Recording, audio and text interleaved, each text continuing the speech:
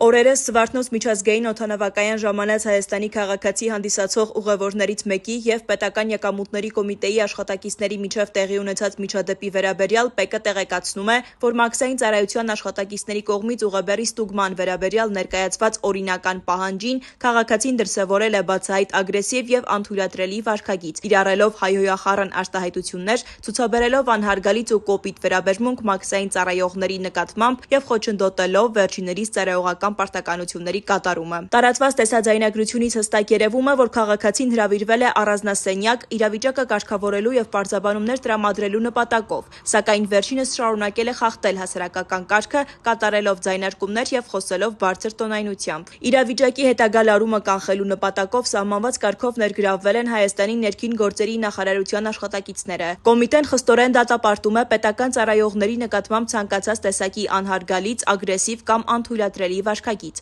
Մաքսային հսկողության բոլոր գործընթացներն իրականացվում են բացառապես օրենքի շրջանակում և ենթակա են կատարման քաղաքացիների կողմից, ասված է պարզաբանման մեջ։